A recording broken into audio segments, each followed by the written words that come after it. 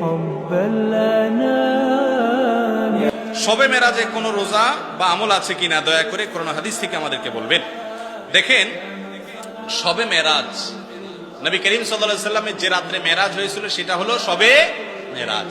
সেটা হয়েছে 1400 বছর আগে, 1400 বছরেরও বেশি সময় আগে এটা হয়েছে। এখন কি কারোর মেরাজ হয়?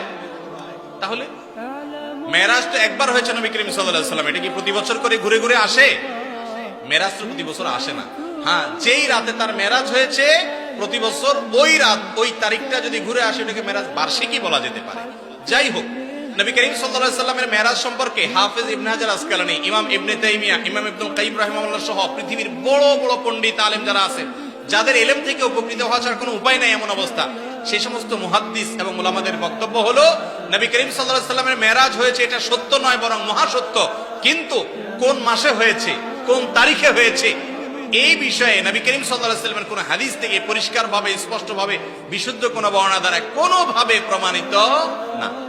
আমরা যারা 27 তারিখকে, রজবের 27 তারিখকে শবে মেরাজ উদযাপন করি, আমাদের এই উদযাপনের কোনো ভিত্তি নাই।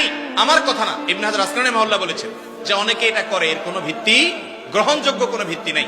ভাইরা আমার, মাস তো বটে, সনটা পর্যন্ত সাহাবীরা ফিক্স করে দিয়ে গেছেন এমন কোন বর্ণনা পাওয়া যায় না।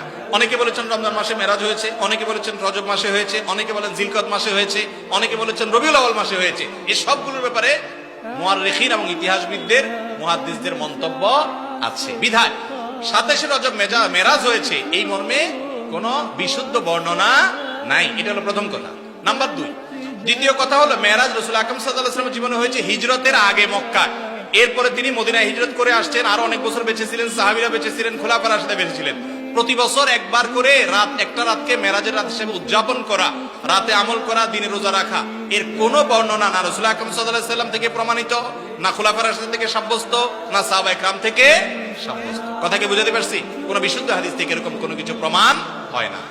যেই রাতটা ফিক্সই না, সেখানে সে রাতের আমল আবার দিনে রোজা রাখা কিভাবে প্রমাণ হতে পারে? বিদায় শবে মেরাজ কেন্দ্রিক কোন রোজা অথবা কোন নামাজ রাত জেগে করার নির্দেশ কোরআন অথবা হাদিস থেকে সাব্যস্ত বা প্রমাণিত নয়। কথা কি বুঝাতে পারছি?